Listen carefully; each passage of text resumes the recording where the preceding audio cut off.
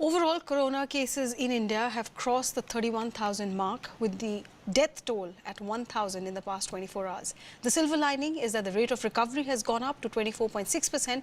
The big question is whether the nationwide lockdown will now be extended. States remain divided over extending the lockdown to contain the outbreak or implementing a graded easing to kickstart the economy. Over 70 deaths and 1,800 new cases have been reported in the past 24 hours, the sharpest ever increase so far. Even as the hunt for a vaccine continues, the government has said that plasma therapy is not a treatment. The Delhi government has meanwhile started trials for the plasma therapy. Delhi, in fact, is also one of the worst affected areas in the country. Over 3,300 cases have been noted in the capital. 50+ death is the toll here. There are 101 containment zones in Delhi.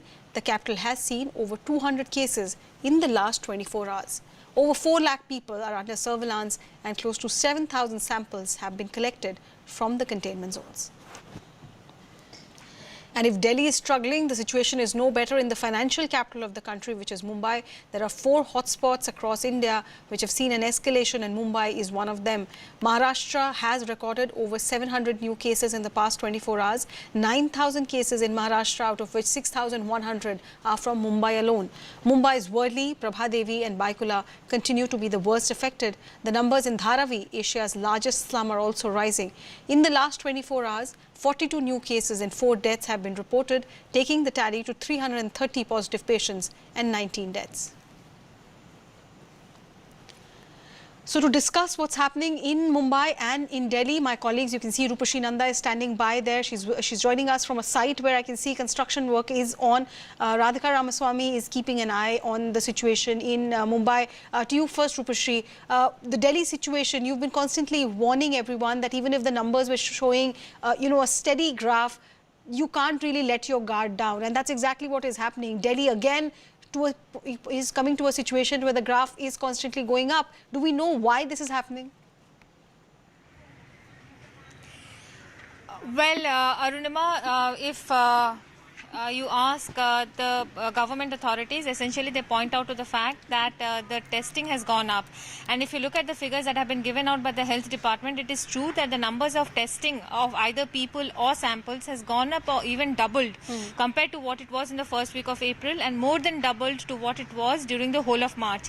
Now, over the past 2 weeks, like I have been reporting, the cases that were related to foreign travel and the cases that were related to the Tablighi Jamaat meeting had dropped next to nil, and yet cases were being reported. So in that situation, even 50 cases or 20 cases would be a warning, because one case can really lead to the spread of the infection over here.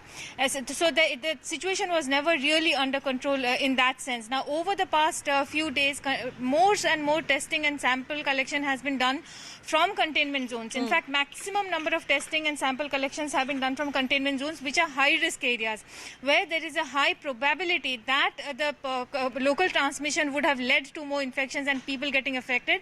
And that is exactly what is happening. But it is not necessarily a bad thing, because cases are being detected, people are being treated, and they are being quarantined, and contact tracing is happening.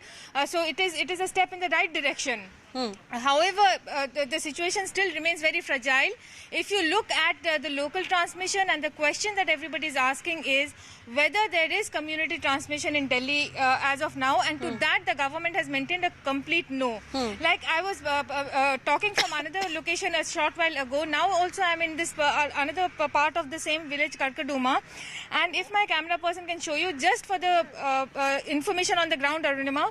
So you can see that this again a construction site, a work which has been going on for quite some time, essentially by the Delhi Jal Board, and they say that this is some sort of an emergency work, because there was some work that had to be done to fix the sewage pipelines over here. Okay. And workers also, working over here, quite a few number of people, everybody wearing a mask, but again, social distancing, which is supposed to be a huge, key to maintain the success of the lockdown, is not visible really. Right. Rupashri, thanks so much for giving us that comprehensive update from Delhi. The authorities here are seeing a silver lining, but that's not what Delhi's neighbouring states say. In fact, authorities in Haryana have stepped up the vigil across borders.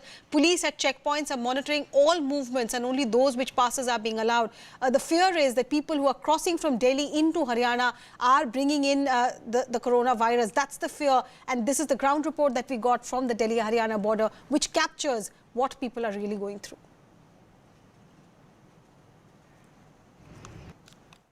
इस वक्त मैं मौजूद हूं दिल्ली और हरियाणा के border पर। फरीदाबाद ये सीधे रास्ता, ये सड़क जा रहा है और यहां पर आप देख सकते हैं मेरे पीछे 50 मीटर की दूरी पर बैरिकेटिंग है और यहां पर 2 लेयर में हरियाणा पुलिस जो है यहां पर चेकिंग कर रही है। एक बैरिकेटिंग है जहां पर जो गाड़ियां यहां से पास की जा रही है वहां पर चेक किया जा रहा है और सबसे पहली जो चेकिंग है इस बॉर्डर पर यहां की जा रही है। जितनी भी गाड़ियां आ रही हैं उन सभी गाड़ियों को चेक किया जा रहा है। बीते कल शाम के बाद 144 धारा डीसी ने यहां पर लगा दिया है। हरियाणा पुलिस उसी के तहत यहां पर काम कर रही है और आज दोपहर 12 बजे के बाद जो सरकारी कर्मचारी भी हैं, चाहे वो दिल्ली गवर्नमेंट के हों या फिर हरियाणा गवर्नमेंट के, वो जहां जॉब कर रहे हैं वो वहीं रहेंगे, वो बॉर्डर क्रॉस नहीं कर सकते हैं कि 144 धारा लगा दी गई है यहाँ पे।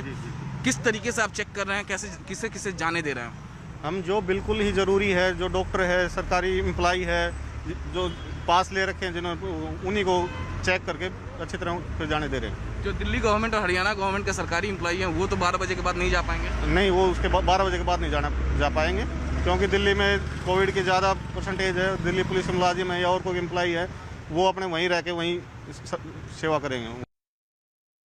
You can see the numbers are rising in Delhi and how the neighboring states, Noida, we've already reported earlier, the borders are sealed. Now Faridabad, Gurgaon, Sonepat, in all these areas also action is being taken. But that's Delhi NCR. What's the situation like in Mumbai? Radhika Ramaswamy has been keeping an eye and she's been telling us about it. Radhika, the situation in Mumbai has been worrying from the word go, and it's still the same. Like Delhi, are the authorities there also taking the plea that we are testing more and therefore the numbers are going up? Yes, absolutely. The testing has definitely been on a high as far as Maharashtra and Mumbai is concerned. We are talking about 1,29,000 tests that have been conducted in the state of Maharashtra so far, which is on a rise. At least about anywhere between 5,000 and 7,000 is the number of tests conducted per day, a majority of which in Mumbai. So yes, the reasons attributed to this huge spike in the numbers, which is 9,300 as far as Maharashtra is concerned and over 6,000 in Mumbai is concerned, is attributed to the rise in the testing, to ever increasing rise in testing, and also on isolation and contact tracing, which is going on an aggressive scale, especially in containment zones. Mumbai has identified 1,000 containment zones in the city, and some of the important containment zones which are also problem areas, and it continues to be problem areas, are of course Dharavi, Worli, Govandi, Kurla, some places in Andheri, some places in Grunt Road, some places in Vadala. So these are some of the problem areas still, and these are the places where fever clinics are set up, especially in Dharavi cluster, which has seen 330 positive cases. And Arunima, I must say, 330 positive cases is from around 1,500 tests conducted just in Dharavi. So 330 from these 1,500, 600 tests in Dharavi is a huge number. So yes, there are fever clinics, there is isolation, high risk, low risk contacts are being isolated from these crowded slums and being taken to quarantine centers. Contact tracing also rigorously going on, which is what is leading up to these numbers.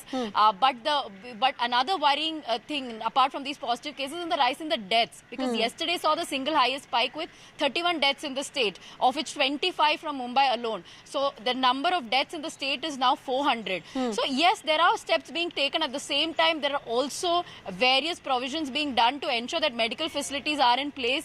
75,000 beds going to come up in hospitals as well as in isolation centers. But yes, the numbers are worrying, but the state government tells us that because of this isolation and contact tracing and testing, it will be on a rise for some time. But hopefully we'll see some sort of reduction in a week or so. All right. Hope is all that we are clinging on to. Radhika, thank you so much for that update from Mumbai. Pranshu is also with us. Pranshu, talk to us about Gautam Buddha Nagar, Noida. A lot of containment zones here. They were completely sealing the border. Traffic between Delhi and Noida also getting restricted. But is all of this paying off? Is Uttar Pradesh government now confident of the way the graph is going in your state? Well, see, I'll not say that whether one should be confident or not. But yes, if you compare to other states, you are listening to Radhika, how Maharashtra is doing. You have reports from Gujarat, you have reports from Madhya Pradesh, how some districts are doing quite bad there.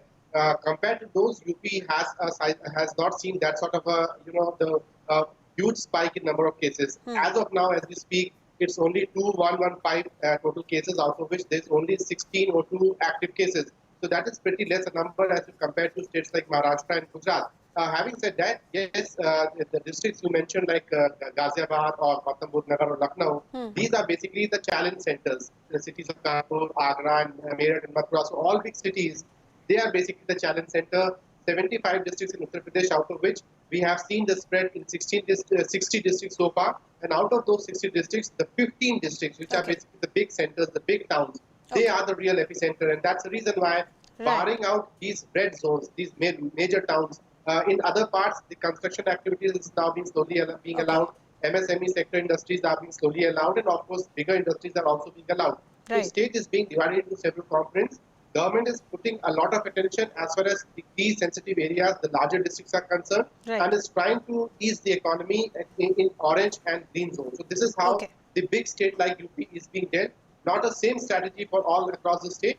Lockdown, of course, continues all over the state, but different strategies keeping in mind the scenarios and the realities of different areas. Okay, Pranshu, thanks so much. We have to go to the next breaking news which is coming in, and this is about our expats.